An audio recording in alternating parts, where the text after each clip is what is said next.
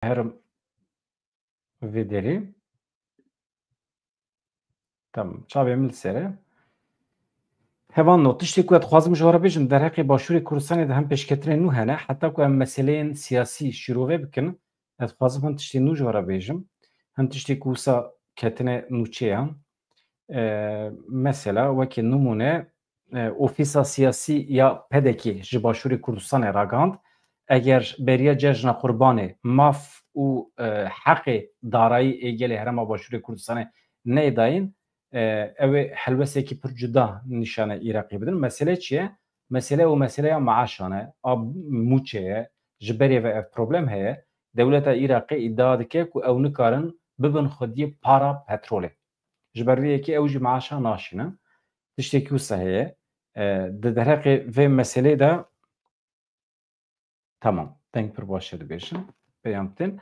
Niha derheqê vê meselê de Wezîra Darayî Iraqê Teyf Samayî bi rêya nameyekî ji Herêma Başûrê Kurdistanê re çi gotiye? Ji ber ku para yasayî ya dihata petrolê û derveyî petrolê nehatiye şandin, dahîna berdewam a pereya ji bo meaşan jî di vê çarşivê de nemimkün e. Yani ev e ji sala 2023 heta nîsana 2025 dihata petrolê û darayî a petrola Herêma Başûrê Kurdistanê bi tevahî giştiye 19.9 trilyon dinarên Iraqê. Ew temam e. Îja di vê çarçovê de ev yek jî li dijî yasaya bütçeyê ye û biryara Dadigeya Federal jî bi cih nehatiye. Ofîsa Siyasî ya Partî Demokratê Kurdistan PDK jî îro li ser nameya Wezîreta Darayî ya Iraqê daxuyaniyekî belav kiriye. Hikûmeta Federal çi dibêje? Di binpêkirina mafên destûrî yên Herêma Başûrê Kurdistanê de berdewamî heye. Binpêkirina dawî jî nameya do he, yani PDK ji nameya do gelekî aciz e. Eger beriya cezne Qurbanê mafê me nedayîn, bütçe yani maaş eger nedayîn divê em ê helwesekî ciddî nîşan bidin. Tabii helbesta ciddî çi ye? Ew jî em hê nizanin. Yani Wezareta Darayî ya Iraqê li gorî biryarên Dadgeha Bilind ya Federal û yasayên bütçeyê îdia dike ku şandina meaşan ya Herêma Başûrê Kurdistanê li dijî yasayê teqez dike ku maaş tenê dema ku berpirsyarî werin bi cîhanîn dikare were şandin. Yani hikûmeta Başûrê Kurdistanê berpirsyariyê xwe bîne cih ew ê wê demê bikaribin meaşan bidin. Ev laliyekî wekî din rêveberiya Xweser diyar kir ku 47 malbat ji kampa El Erîşê hatine derxistin. Ji bo heremên xwe ên resen hatine şandin. Desteya Karûbarên Civakî û Ketkaran a Komîseriya Karûbarên Penaberan ya Rêveberiya Xweser li Rojavayê Kurdistanê diyar kir îro heştemîn koma koçberan ji kampa El Erîşê hatine derxistin. Ber bi deverê wan ên resen ve hatine şandin, yani ciyê berê ku ew jê dihatin. Li gorî biryara Rêveberiya Xweser evgav vegera kesên koçberkirî yên ku dixwazin bi dilxwazî vegerin deverên xwe pêşî ew cî didin vê, yani kesên ku bi dilxwazî bi dilsozî vedigerin deverê xwe û amade ne ji wan re bingeh amade bikin, zemîn amade bikin ji bo vegeran. Tabii di çarçoveya peymanekî de qaşû vedigeriyan, ev peyman jî niha di navbera hikûmeta nû ya Sûriyê û Rêveberiya Xweser de hin peyman hene ama peyman nayîne bi cîhanîn. Li Helebê jî nayîne bi cîhanîn, li deverê de jî nayîne bi cîhanîn. Ji ber vê yekê normal kampa holê jî dihate vala kirin ama aniha rewş çi ye? Pêdiviya me bi agahiyên nû hene. Tabii me tirsî ew e ku ev zindanên ku Daişî têda têne girtin nêzî 10 salin ew jî bikeve bin kontrola Sûriyê. Xeteriyekî wisa heye, tabii girêdayî helwesta hêzên hevpeymanî ye. Welatên ku bi qesedê re li dijî Daişê tê koşiyan, di serî de Amerîka, biryara wan jî gelekî giring e. Eger ew van zindanan ya jî kampa holê bi temamî kampa holê pir nemîhîm e ji ber ku malbat sivîl têda zêde ne. Ew vegerin kam vala be baştir e. Ama zindanên ku Daişî têda ne eger bikeve bin kontrola hikûmeta nû ya Sûriyê ev xeter e ji bo Kurdan. Yani misyona ku hêzên navnetewî dane Kurdan ew misyon hinekî kêm dibe. Ew jî خطری خسر ستاتویا سبروجه یا روجاوی کردستانه یک جی اشارتین کو کردان دخه نوا خطری اوه که از تلفن رونیکم کدری ما بلا درنگ نمینه تمام ده درهقی سبروجا سوریه یعنی تکیلیا روجاوی کردستان آب هزین هف پیمانی را یک جی اشارتین کو خطری بخورتینه اوه بنیرن بالyoz-ê Amerîkayê Enqereyê û nûnerê taybetî Sûriyê Thomas Barrak li Şamê ji aliyê Serokkomarê Sûriye Ahmed Şaravê hate pêşwazîkirin. Yani çûye serdanê cara yekemê Amerîka li wê derê ala xwe li hewa bakir yani daliqand. Ev jî tê wê manî ku Amerîkayê cara yekemê rêveberiya nû ya Şamê nas dike, Sûriyeyê nû nas dike. Ev dibe kîjan sedemê kîjan tekiliyan. Gelo siberoja Rojavayê Kurdistanê dixe xeteriyê ji aliyê siyasî ve yan na yan tam berova jî. Ev jî hêjeya mirov nîqaş bike li ser vê yekê. Yani êdî hikûmeta nû ya Sûriyê meşrû ye di çavê Amerîkayê de. Heta niha hûn zanin Marco Rubio gotibû dibe ku di hefteyên pêşme de heteşe hilweşe, hikûmeta nû hilweşe û li wê derê şerê navxwayî dest pê bike li Sûriyê. Eger Amerîka niha çûbe li wê derê ala xwe daliqandibe û eger rêveberiya nû ya Şamê nas kiribe, ev tê wê manê ku li Sûriyeyê dî tevlihevî zû bi zû çênabe çünkü Amerîkayê nas kiriye.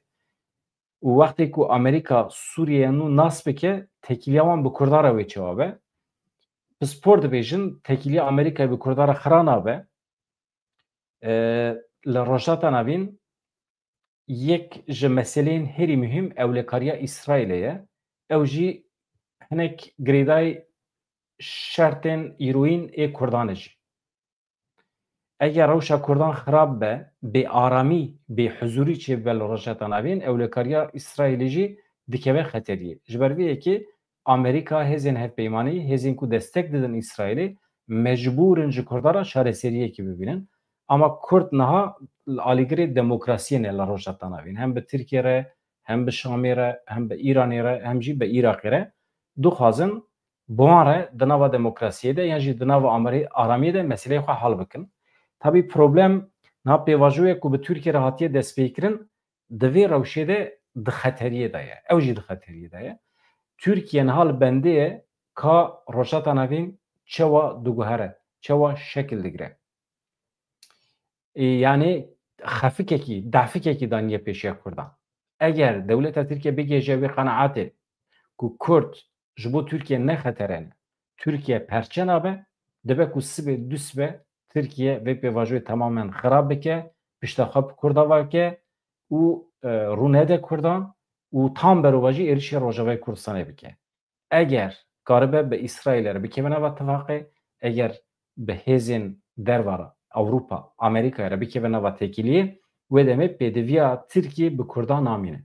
Di vê rewşê de çi lazim e ku Kurd hemî kartê xwe daneyne ser masê.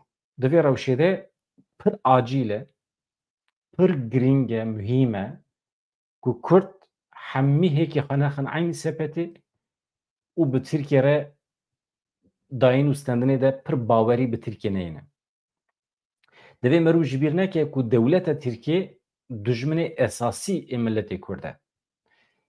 Pêvajo bila hebe, mirov dikeve nava diyalogê, heta ku çû. Heta ciyê çû. Ama divê her gav mirov li bendê be ku ev pêvajo dikare xirab bibe. Dewleta Tirkiye dikare Kurda bifroşe. Dewleta Tirkiye dikare bi hêzên derve re bikeve nava tifaqê.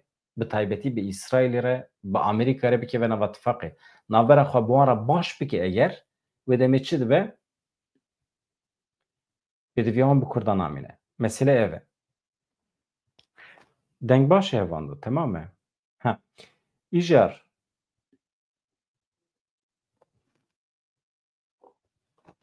ev li aliyekî je me gotibû îro piştî 12 salan cara yekeme alaya Amerîkayê li ser avahiya fermî ya balyozxaneya Amerîkaya li Şamê hate bilindkirin. Ji bo vê yekê jî merasimekê hate li derxistin balyozê Amerîka yê Enqereyê û nûnerê taybet yê Sûriyê Thomas Barrak beşdarî merasimê bû. Hûn zanin ev camêr hem nûnerê Amerîkayê yê li Tirkiyeyê û hem jî biye nûnerê taybet yê Sûriyê. Ji Sûriyê berpirsyare.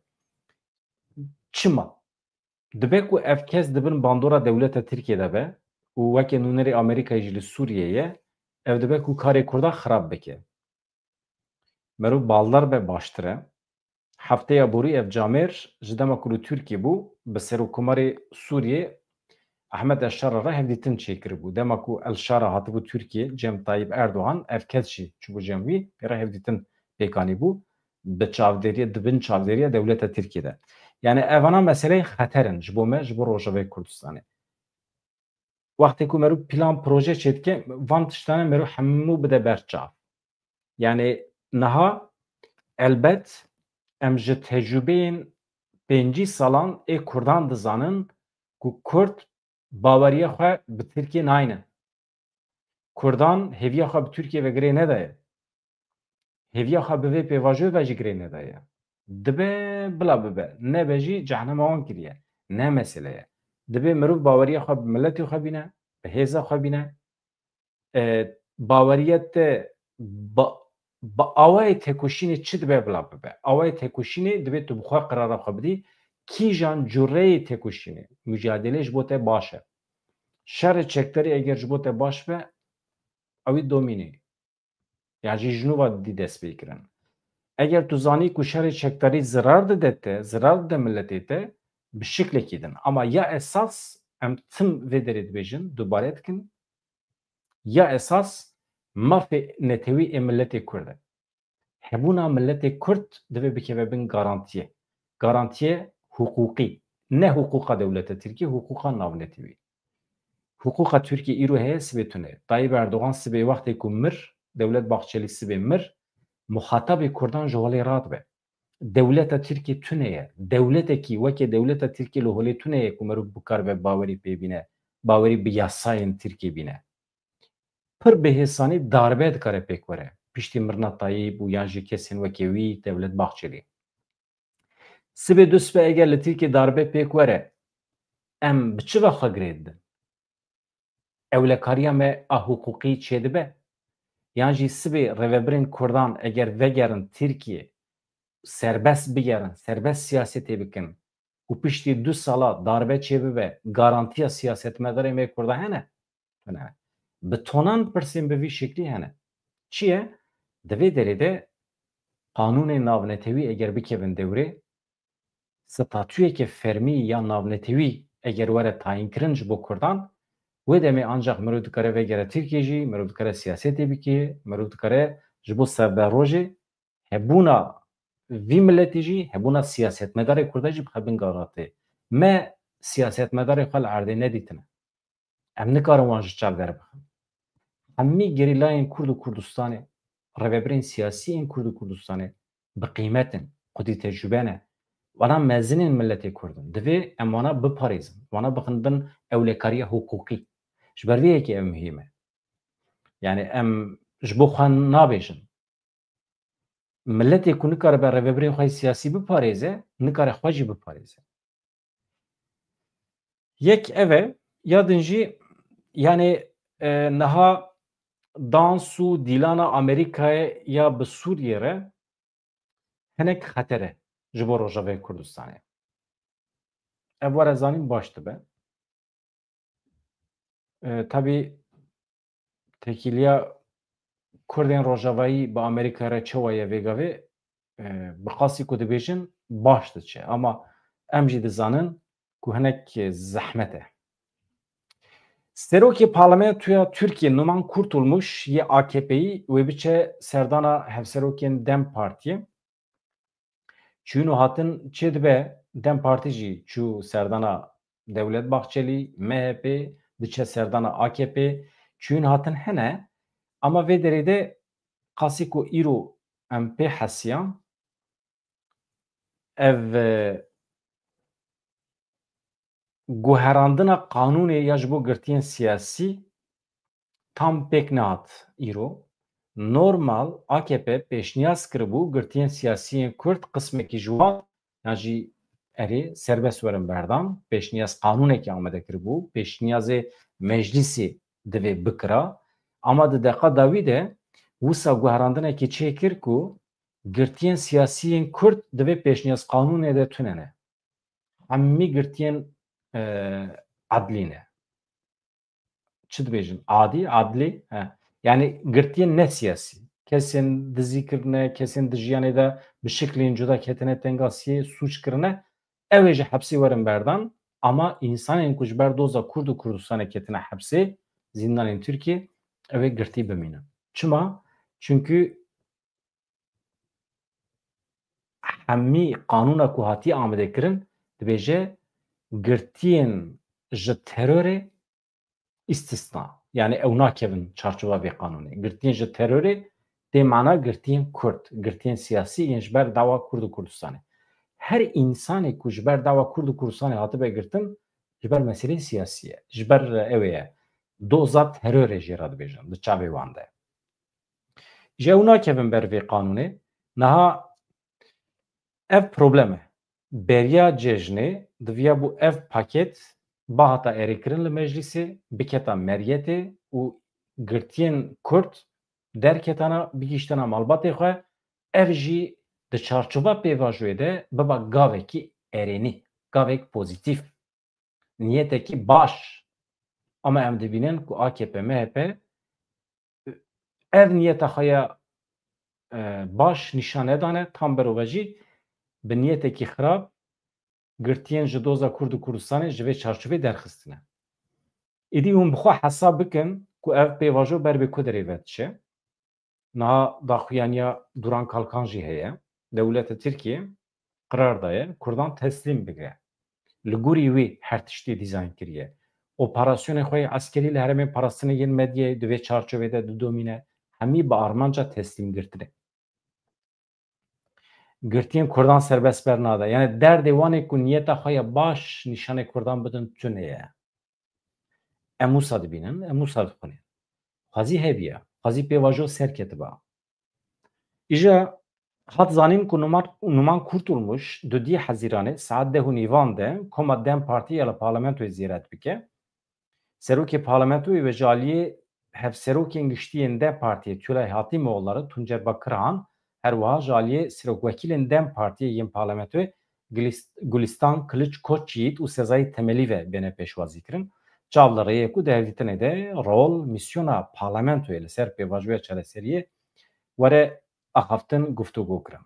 Ama em dibînin ku ev pêvajo niha ketiye xeterî xitimiye hatta. Li aliyê din dehemîn paketa dadê ji bo parlamentoyê hate pêşkêşkirin. AKP pêşniyaza yasaya guherandina yasaya li dijî cezayan û tedbîrên ewlehiyê hinek yasayên din pêşkêşî parlamentoyê kir. Mesela Gulistan Koçyiğit Gulistan Kılıçkoçyiğit ev qanûn gelekî rexne kir. Rexne jî nekir, mehkûm kir. Yani wisa axifî mîna ku bibêje hûn Kurdan dixapînin. Hûn hem jalîkî ve behsa pêvajoyê dikin, hûn jaliyek ve jî zarokên Kurdan, rêveberên Kurdan di zindanê de dirizînin. Hûn azadiya wan ji destê wan digirin. Hûn mafê wan ê heyatê ji destê wan digirin. Cîwaniya wan ji destê wan digirin. Tabii Selahaddin Demirtaş îro sembol e ama ew pêvajoya ku di nava wê de, di encama wê de Selahaddin Demirtaş serbest neyê berdan tu çawa dikarî bawerî bi dewleta Tirkî bînî? Ev im sembol e. Bi hezaran însanên weke Selahaddin Demirtaş hene. Çima dibêjim Selahaddin Demirtaş ji ber ku ew temsîla me ye. Li ser navê me axifiye. Selahaddin Demirtaş tu gotinekî li ser navê xwe şexsî neaxifiye. Ji bo heqê me, ji bo mafê me axifiye. Me wekalet daye Demirtaş, ew jî li çarçoveya wekaleta me de axaftina xwe ya li meclisê kiriye, ya di mîtînga de kiriye, ya jî di hevdîtinan de kiriye. Hemî axaftinê wî ketine çarçova sûç. Ev neheqî ye, ev zulm e, divê ji holê rabe. Divê Selahaddin Demirtaş hemî hevalên xwe serbest werin berdan. Dewleta Tirkiye ji bo ku xwe bi Kurdan bide bawerkirin, tenê tiştekî heye. Divê bide pêşiya xwe. Hemî xizmet, xebat, axaftin, tekuşîn, mücadele ji bo dawa Kurd û Kurdistanê ji çarçoveya suç were derxistin. Li hevkirina bi Partiya Karkerên Kurdistanê re têrê nake. Sibê du sibe hemî endamên PKK werin Tirkiye jî qanûnekî çêbibe ku hemû însanê ku di PKK de cih girtine dikarin werin Tirkiye tevlî siyasetê bibin, baş e, süper. Sibê du sibe em jî vegerin Tirkiye, em dawa mafê Kurdan bikin. Yan jî em behsa serxwebûna Kurdistanê bikin. Eger ez bikevim hepsê, hevalê min bikeve hepsê ji ber dawa Kurd, wê demê em vedigerin serî. Mana wî tune ye. Yani qanûnê ku têne derxistin ji bo endametiya partiyekî be têrê nake. Dibe dawa Kurd û Kurdistanê ji çarçova suç were derxistin. Ez bawer dikim vê aliyê de îdî em zelal in. Hevalna. Ronî çima nehatiya? Acaba tiştekî hat serî wî? Ronî li me godar dike nakiye nizanim? Kes car telefon kime? Di vê naberê de tiştê ku me hazir kirine ji were bixwînim. Ya mesela di vê çarçovê de îro li Herêmek Bakurê Kurdistanê li Rihayê bû, li Kuderê bû, ne mühîm e jî. Mesela ji ber erd û ersê û filan bêvan, 4 kuzenan bi zimanê hevûdû kuştine mesela. Ev çi ye? Bêdewletbûn e, bêotorîtebûn e, bêhukuk û bêedaletbûn e. Milletekî wextê otorîte wî tune be, otorîte hukukî ciyê ku bikare biçe gilî bike, li wê derê edalet, heq hukuk ciyê xwe bibîne. Eger ew mercî tune be, însan wê demê edaleta xwe, hukuka xwe hewl didin bi xwe pêk bînin. Cinayet pêk tê. 4 însan hatine kuştin mesela. Kuzenê hevûdû, bi zimanê hevûdû kuştine. Normal e. İnsan hêrs dibin, êrişê hev dikin, silah bikartînin, kêr bikartînin. Ji bo erd, erse, malê dunyayê ez vê derê ranabim şîret li kesî nakim. Ez nabêjim çima hûn wisa dikin eyb e. Behsa tiştekî wisa nakim. Ev encam e. Rewşa ku ciwanên me tê dane, encama tiştekî ye. Çima li welatê xelkê tiştekî wisa çênabe? Çünkü hukuk heye. Çünkü edalet heye. İnsan dikarin biçin derekî gilî bikin, ew mercî çi biryar bide ew e. İnsan li gorî wî tevdigerin. Erd wek hev tê parvekirin. Li welatê me ji ber ku ev otorîte edaletê tune ye, însan êdî edaletê bi xwe pêk dînin. Ev problem. Niha di vê çarçovê de ev jî wekî parantezekî me bi bîr xist ama ev pakêtek ku AKP hazir kiriye ji bo girtiyên li zindanan felaket e ji bo pêvajoyê. Heqaret e li Kurdan. Wendakirina wextê, xapandina Kurdan e. Zulm e. Kurdan dixapîn. İnsanên Kurdan di hepsê de dirizînin. Yani vê em tim bi bîr bixin, beriya her tiştî ana alelacele dibe însanên li zindanan serbest werin berdan. Heta neyne berdan, tim mana vê pêvajoyê namîne. İnsanê me hepsê dabin, însanê ku ji ber Kurd û Kurdistanê hepsê dabin, pêvajo pêş keve çi, pêş nekeve çi. Mana wî çi ye wê demê? Mesele ew e. Niha ji her alî ve em hinek li ser evê ne. Li ser devê kendalekî ne, divê em bikaribin hêdî dengeyekî çêkin em jê bifilitin ji vê xeteriyê. Hem li Rojavayê Kurdistanê, hem li Bakurê Kurdistanê, hem jî li Başûr. Li Başûr jî navbera rêveberiya Başûrê Kurdistanê û Iraqê pir ne baş e. Hûn dît gavadin me nûçeyek pêşkêş kir. Ev divê hemî nîqaş bibin, ku ez bersiv bidim Ronî. Kerem kê Ronî. Erê bername me zindî heye, tu tevlî nebûyî? Saet ne heye? Me gotibû ne. Na deh li gorî saeta Tirkiye. Zana zindî da me min nûçe pêşkêş dikim heval ana dengê min jî dibîsin dengê te jî te deh fehm kiriye dehê şevê ya erê ronî dehê şevê fehm kiriye halbikî bixwe dît bixwe pêşniyaz li min kir ku em nehada çê bikin tişna ve niha ew xwe hazir dike tê hevan no niha tiştekî din mesela tabii divê naberê de nûçeyekî din ez çend nûçe pêşkêş bikim bila heta ronî hat em nîqaş bikin. Yekemîn konferansa ez ê şîrove bêhêlim ji min û Ronî re ez pir şîrove nekim çend nûçe bixwînim. Yekemîn konferansa parlamenterê jin yên Kurd li Amedê Bakurê Kurdistan hat li darxistin. Konferans bi pêşengeya TJA Tevgera Jinên Kurd hat li darxistin. Konferansê du rojan dewam kir bi giştî 120 parlamenterên jin ên berê û ên niha tevlî bûn. Ev jin hem ên DBP'ne û hem jî ji Başûrê Kurdistanê hatine. Parlamentera Dem Partî Gulistan Kaşmaz Sayît di konferansê de got bi şiyara jin siyaseta demokratîk dimeşînin civaka demokratîk ava dikin em îro li vê derê kom bûne em jinên Kurd û parlamenter ji bo yeketiya gelê Kurd ji bo yeketiya jinê Kurd em ê xebatekê bimeşînin. Leyla Zana jî axifiye divê ez dixwazim bi Kurdî basa axaftina Leyla Zana bikim. Ew jî çi dibêje eger goh bidana jinan belkî îro cîhan di nava ew qas alozî, şer û pevçûn û kuştinan de di nava ew qas qewirandin û koçberiyê de nebiya tu kesî goh neda jinan me wê rojê jî biratî xwestibû em îro jî xwişk û biratiyê dixwazin gerek ev yek dualî be xwişk û biratî aştî dualî be bi yek alî tu tiştekî naçe serî dibêje Leyla Zana. 64 parlamenterên jin Herêma Başûrê Kurdistanê hatin tevlî konferansê bûn. Ev gelekî mühîm e ji yenekê ji pedekê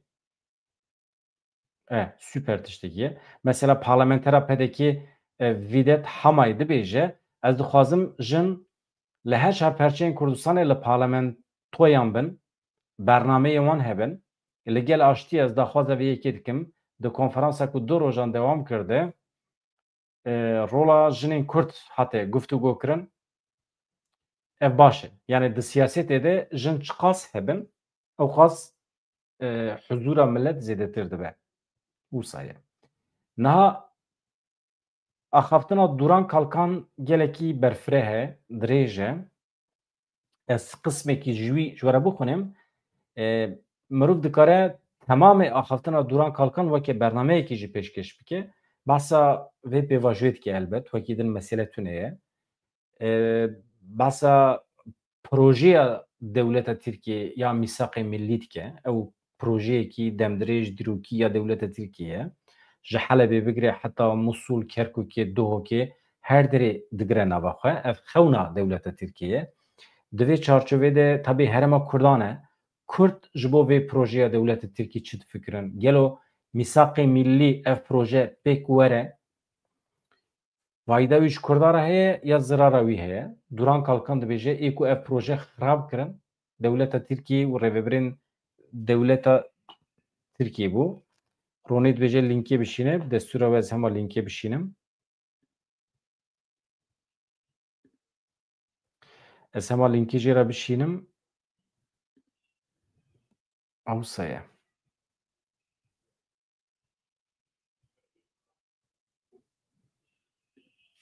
Ez linkê jê re bişînim ez hema tên cem we.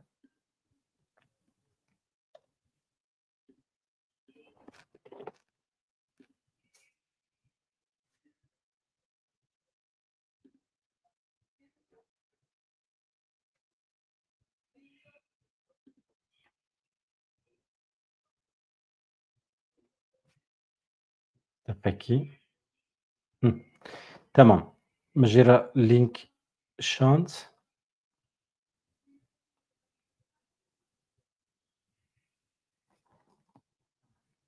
Pekî. Ya Ronî çima wisa dikî?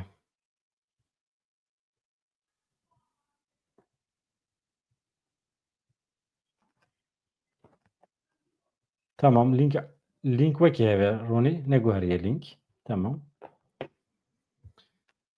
Niha ka ez vê jî bidim serê. Niha hevano derheqê ez ê Duran Kalkan bixwînim tabii. Dereqê vê YouTube me de em zanin ku YouTube me li Tirkiye baş diçe, li Bakurê Kurdistanê baş diçe. Rica min ji we ew e biacîbînin, bibin abone, li her kesî belav bikin. Hûn zanin yekane kanala Kurdî ya me ye, bi îstiqrar di meşînê Amê ye. Ev mehekî ye min a berdabîye. Çima?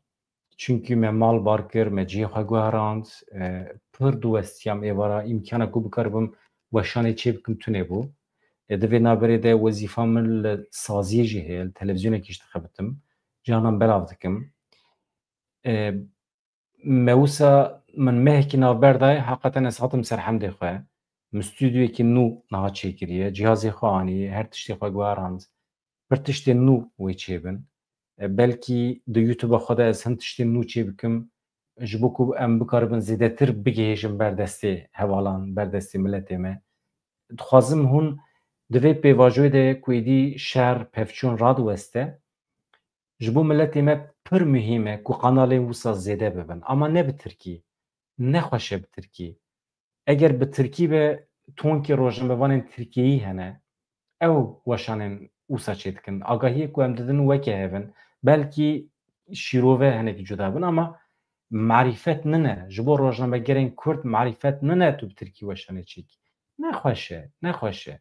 Meriv milletê xwe fêrî zimanê wan bike, urf û adetê wî bike. Mesela êdî wisa dest pê kirine dibêjim firqa Kurd û Tirk tune ye. Tirkbûn nasnameyekî weke sîwan e û Kurdbûn jî di nav de ye. Kurdbûn hebe jî dibe, tune jî dibe. Niha dest pê kirine hin derdor wisa daxivin. Em jî dibêjin ne wisa ye. Kurdbûn, netewbûn weke însan zindî ye. Bê kok nabe, bê urf û adet nabe, bê çand û kültûr nabe. Milletê me eger xwedî li çand û kültûra xwe, urf û adetê xwe dernekeve, yasayê xwe dernekeve, her millet xwedî yasa ye, xwedî edaletekî ye. Eger tu xwedî li wan dernekevî, tu hêdî hêdî têk dişî. Heyf e, guneh e. Milletê me çima xilas bibe? Çima ji holê rabe ji bo xatirê Tirka? Nexweş e. Tirkbûn nasnameyekî serdest nine. Tirkbûn nasname ye. Etnîkekî ye, rêz û hirmeta me ji wê etnîkê re heye. Kurdbûn nasnameyê etnîkekî ye, rêz û hirmeta me heye jê re.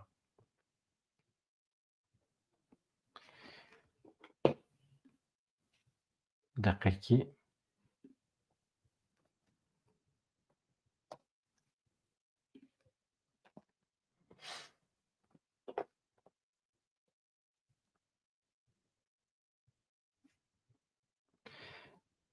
Ronî çima nabe ev lînk?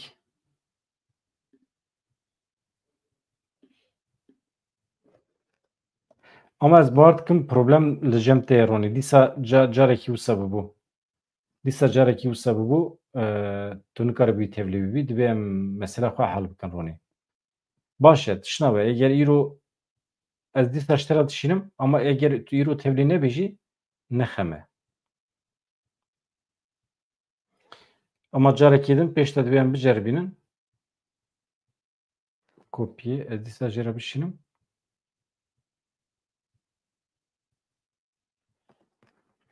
Aynı yani tamam. Hevanno. Yani mesele bi vî şeklî ye. Me behsa çi dikir? Me behsa kîjan meselê dikir? Yani nizanim. Yani mesele hinek ji hev belav bû ya rastî. Ha, me behsa etnisîtê dikir. Yani Kurdbûn navê etnîkekî qedîm ê dünyayê ye. Bi tu şiklekî heqê însanekî, heqê milletekî din, heqê tu kesekî din tune ye, vê etnîkê ji holê rake. Yan jî behsa mafê wî bike û kêm bide. Mafê wî heye yan tune yan jî bixe nîqaşê. Mafê milletê Kurd nakeve nîqaşê. Milletê Kurd etnîkek qedîm ê vê dünyayê ê rojheta navî ne û heqê wî heye heqê xwe jî bikartîne. Kî pêşî lê bigire pêra tê şerkirin têkoşîn wê tim dewam bike heta hetayê. Kurdbûn tu ca nabe Tirkbûn jî. Tirkbûn tiştekî din e, Kurdbûn tiştekî din e. tiştekû netewekî dike netew çi ye? Yeketiya qederê ye. Qedera hin însanan wextê ku hevbeş be ew dibe milletekî. Zimanê wî dibe ku ji hev cuda be. Ama coğrafîk ama qeder yeketiya qederê pir mühim e. Mesela vê nûmuneyê bidim. Kurdekî ji Xorasanê û Kurdekî Başûrê Kurdistanê, Kurdekî Bakurê Kurdistanê qedera wan yek e. Wextê ku hêzên dijmin êrişê wan dikin, bi niyetekî êriş dikin, qedera wan yek e, hunermendê wan yek e. Ji bo aynî tiştî dikenin, ji bo aynî tiştî dîgire.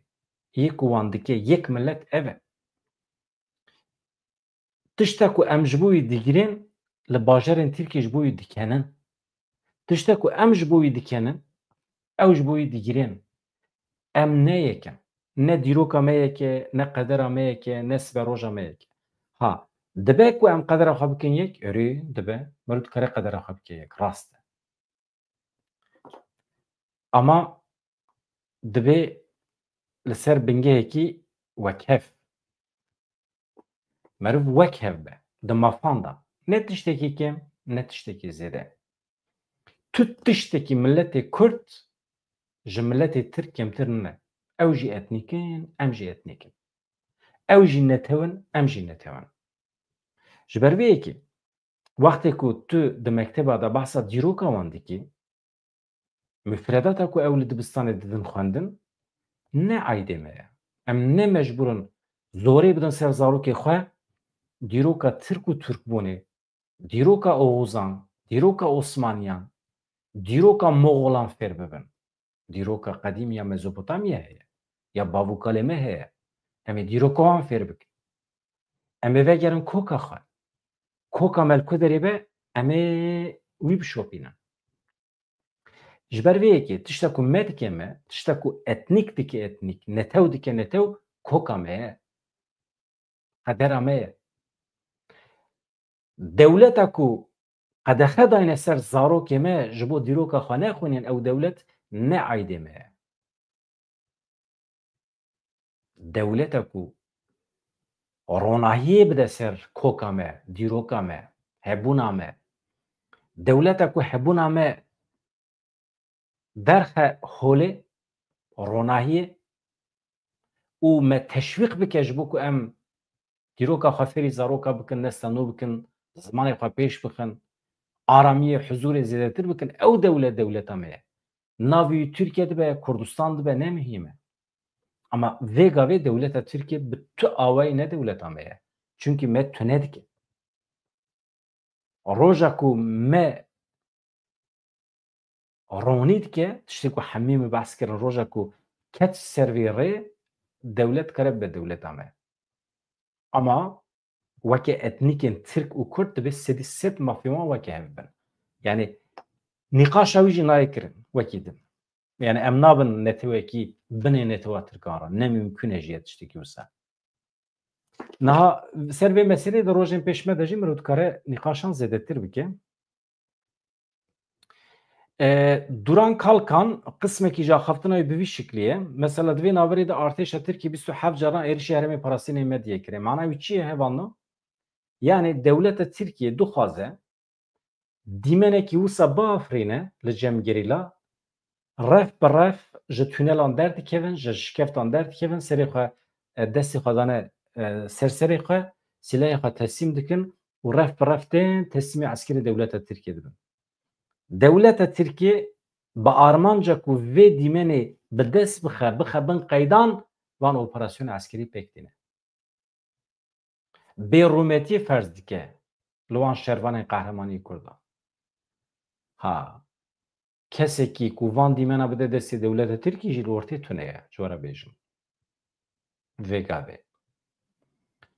Çünkü ew dîmenên ku li Xaburê çêbibûn gerîla derketibûn ser otopîzan, wisa bi îşaretên serkeftinê ew mehkemeyên seyar ên formalîte çêbibûn, ew dîmen 10 sala travmayekî pir mezin çêkiriye li serê civaka Tirkiyeyê. Dixwazin vê travmayê sererast bikin, vê nexweşiyê derman bikin û dîmenên teslîmiyetê dixwazin ji nû ve bafirînin çê bikin. Ez naber ne demê Duran Kalkan dibêje qismeke heftinayê.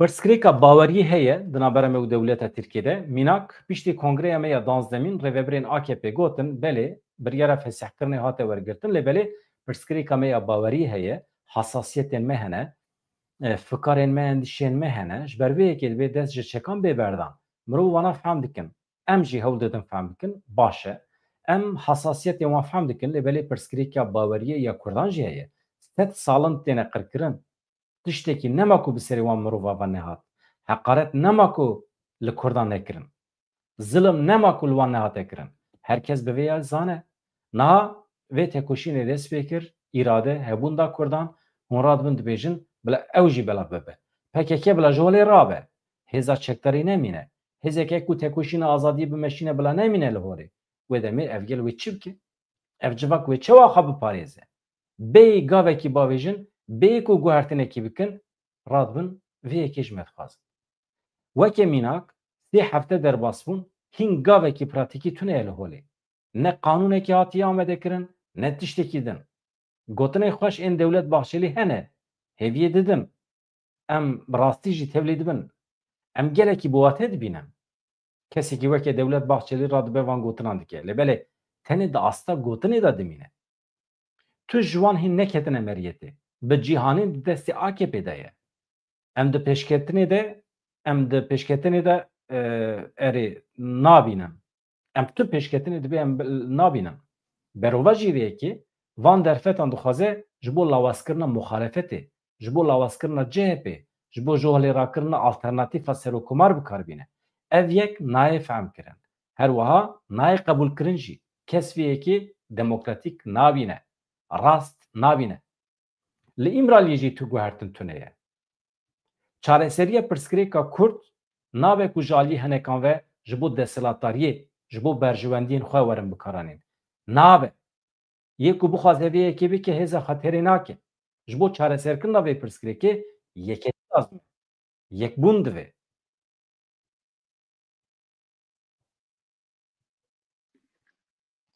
ha Ronî merheba bixêr hatî Ya mamoste nişte dixwazim yani tu dîmenê xwe hazîr ke ez hema ya Duran Kalkan xilas kim tamam ez amademim tamam. Niha Duran Kalkan dibêje çareseriya pirsgirêka Kurd nabe ku ji alî hinekan ve ji bo desthilatdariyê ji bo berjewendiyê xwe bikarbînin nabe yê ku bixwaze vê yekê bike hêza xeterê nake ji bo çareserkirina vê pirsgirêkê yeketî lazim e yekbûn lazim e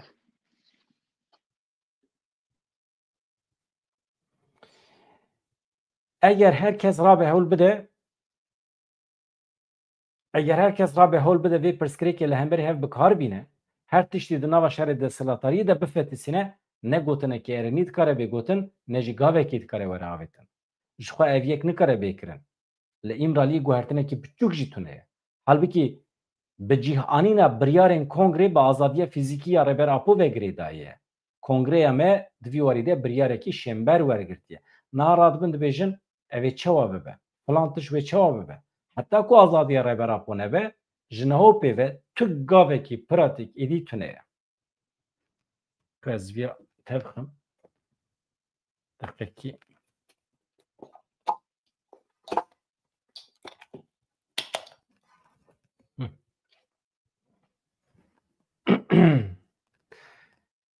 ez hema vê jî bixwînim paşê biçim cem Ronî yani ji bilî Rêberapo kes nikare çekan ji wan bistîne ji gerîla bistîne lewma radibin rewşê berova jê dikin rêveberiya APK dibêje tenê hasasiyetên civaka Tirkene bila çekê dayne yani dibêjin teslîm bibin belê ji teslîmiyetê jî wêdetir e dibêjin xwe biqedînin tu nebibin bibin bila tiştekî ji wer li holê nemîne hasasiyetên civaka Kurd li ku derê ne dipirse Duran Kalkan pirsgirêka baweriyê ya civaka Kurd heye pirsgirêkên hebûnê pirsgirêkên azadiyê hene baş e kî we wan bibîne kî van hasasiyetên Kurdan dibîne wê çawa bibe kes guh nade wan lewma gelek nîqaşên têne kirin vala ne bêwate ne demagojî ne جدیت دورن جبلی و طبی پرسکری گرینگه زحمتی خواه هنه لو ما ام نخوازن بلزینن نزیکاتین پچوک بین نشاندان جی ام بواتد بینن مگوتن دولت باخچلی جی فلان داخویانین پشتوانی ام پارتی دن جی دبی ام گرینگی ددنی دبی çerçevede yani bahs dike duran kalkın. Roni Raha gotin ate dibê ka dengê te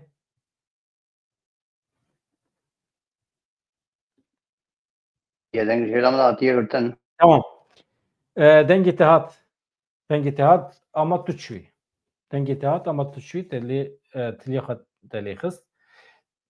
Niha evê were diye rêya wî fêr biye. Niha diye em pêşî rexne em pêşî ji Ronî bixwazin bila xwe rexne bike. Tamam. Yani tiştê ku duran kalkan dibêje ev e hêviya wî jî pir tune şik û şipî wî hene elbet di derheqê pêvajoyê de derheqê tiştên îdeolojîk de jî tiştên balkêş dibêje. Mesela rêxistinên çepkir ên Tirkiyeyî hene PKK rexne dikin çima çek daniye duran kalkan bersiv dide wan jî dibêje me wisa pêwîstî dîtiye em çekan berdidin em awê têkoşîna xwe li gorî daxwaza dilê xwe bi dilsozî diguherînin me heta niha mîsyona ku li şer bar kiribû hatiye cî mîsyona me temam biye ji vir û pêvê em bi şiklên cuda didomînin ew dibe heqê me ye ama rêxistinên ku bixwazin şer bidomînin kerem kin vaye deşt vaye çiya bila biçin şer bikin hevan ême heta niha derbarê vê meselê de we fikra me belkî negirtibe bi tu şiklekî heqê min tune ye heqê me tune ye em şer ferz bikin li milletê Kurd li zarokê milletê Kurd ême em alîgirê pêvajoyên aştiyê ne em alîgirê pêvajoyên em alîgirê demokrasiyê ne ku mirov bikaribe pirsgirêkê xwe bi müzakereyan bi diyalogê hel bike ama bi tu şiklekî heqên netewî dibe neyê piştguhkirin heqê Kurd û Türkan sedî sed wekev be heta ku wekevî çênebe nemimkin e yani heqê Türkan ê serxwebûnê hebe ê Kurdan jî heye heqê Kurdan hebe ku ji xwe re bixwazin cuda bijîn bila cuda bijîn ne mesele Ronî Ruha merheba Mamoste ve StreamYard ve cari gerek jumla psikolojik derhas lêborînê hem ştem jevala dixwazim. Tamam dengê min vedgere tu baf be ne mesele Yani tu sewal bike ez bafim man çawa bafim nizanim. niha dengê min li min vedgere Yani ki ez vê çêkim bisekine dengê te vedgere ez bawer dikim belkî jêla min dabe yani vê carî Parlo vek erê ez hemen vê carî ev na ne mesele rastî ez hem lêborînê ji te dixwazim hem ji hevala dixwazim ev hinekî pirsgirêk tê da derket ka çawa bibe ez jî nizanim ji guhê xwe derxist me got belkî ez buha deng çî bikim ama çan bawer dikim deng dîsa ne aktif e dengê min tamam pane tamam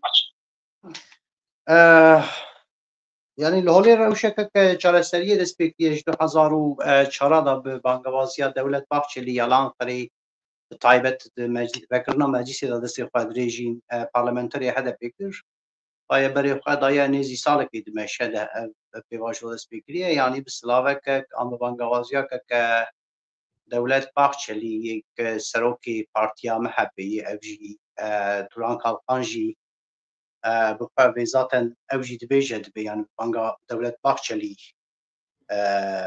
ev pêvajo destpêkiriye û bi rêzûcelan lema hewşketiye li te Ronî dengê min tê te dengê te baş tê min ê min jî tê te gelo ez pirsa xweştek pirsim serê şiriyekî baştir e Fermo. problemekî dengê min li vedgere ama ne mesele belkî ji min vêjî ez naxim tu da niha Rojava Kurdistan Kurdistan da diyelim. Gavadın müşkülü bekir. Başka. Hem Amerika İdi Revebriya Suriye nasıl? İsrail gelo çavaya. Nabara İsrail Revebriya Suriye çavaya. Gelo dedemin peşmede tekilya Kurdan, İsrail'i, tekilya Kurdan ve Amerika, İngiltere ve baştır bibe ya xraptır bibe. Eğer tedvi çerçevede bir bahsa pevajıya le Türkiye'ne ki çünkü metkera habas kir roje gidin ez şirovat meraktim roje gidin ji emkerim baskır ama anha rojava Kurdistan'ı İsrail ve Amerika ne ki xateriya ser rojava bas çöpleşti. Bu dubare ne? بله یعنی تشتی tabii ki امجی وقت هر کسی وقت هر حوالی امجی دشوپینن لی بله جارجانا دبیچه لپاش پرده هنک بهوا کی جهوالا وتری از یا از تونکی تشتی خشاق فیلم ya از انا وانا خفتنی خچوش tamam رونی من دنگی خبریه اشخرا متشتی پر بجدا گوت و دنگ نشی هوالا tamam رونی تو دایم چی بکن تو گوتنی خوی داوی ببیجه روزه کی دن از حقیقتا روشن کی بی شکلی امک نکن ام ویا قبول نکن لا سری لیبورین جوالا دخوازم ولی حاصل نال هم لکردستانی هم روجات ناوین هم شخصی تکلیه کرد توک دا به وجه اکتیم شاندن بخوال گوری من روح میگل تیم شاندن چقا بسر بکوه چقا بسر نکوه چقا باشه خرابه جبرگه ام پاش وی نزانم ام نزانم لی بلی ام حوجه بشوپینن یه چک دستادا بر خدر انگلی کرد شروان این پکه که بریار وانن او چک یرو نه حدی کسیه ببیجی چک دینن آن دانینه چونکه امنت تشتکی احلاقیه اما وقت بکن گوتنه که ببیجم لگوری من دیسا از ببیجم مثلا نه چک هلگرتن و آن دانینه مثلا ده چه آرمان جیدا جبوی چه اساسی جبوی چه خواستکی چک دانین آن چک هلگرتنه لی بلی چه به ایرو کسی که لویدره المالا خواه قره بپی و چک برده چک برنده و نه حدیمه yani جای کردستان وانین هر کس کانه هر راه چک تشتکی بکه لی بلی هیوی من هیوی هیا ام ده بوهاری دا نمره چونکی بوهاری دا مرنا بوهاری پر عیبه سوا چیز بیجم ده بوهاری دا نمره جبرگه ایرول yani درفتی مزن پشتی 100 سالی را درفتی مزن در کتیه هولی و گلی کرد هم قلا ناو نتویدا سمپاتیا مزن جبوی هیا و هم آوانتاج اندستی ویدا هیا و ایرو جی 100 سال بره روزا ایرو بری ویا چند ساعت بره ده همان روزی دا 29 حاضران بر دیوار آمده یک کرولال شیخ سعید پیران شیخ سعید کال دار و بو yani ایرو 100 سالیا وید قده از ویج خوازم ببیر بینم tamam ya hevanlı un Hamid Bejil denk tune hakikaten de yemiş tune پر acayip normal gerek denge mi hebe tamamen az bu şey hatır cevabı kazım hevanlı kaz emin bu ku denge mi heyam tune az vedri vekim ya çımış vedri venakim az vedri vekim ve bu vega ve bu tamam dengat tamam hevanlı az hatır cevabı kazım yani ve bername ve ke ceribandıl kabul bikin tamam gelek spastıkım hevale Muhammed Malatya yani ve bername ke ceribandıl kabul bikin jivru ve az saatek peşte baroni ra her tişti hal bikim aliye tekniki çünkü beriyan haji kusure ki mevzusa çiye bu em liborini tuxazin و demin peşmede em van meseleyi hal bikin و ورن huzura ve çe çitine de derhaqi Kurdan de ki çi plan proje çi kiriye de piş perde de çe çit kavme hemmi emide raxın sermasi و em behevra sohbet bikin و peşkeş bikin tişti acil de qadaveci beheviya rojin xoş azad سبي امي برنامج چیکن چنه کن کیجان ساعتی ده از خبر بدم ما باشه دم بار سلاو ریس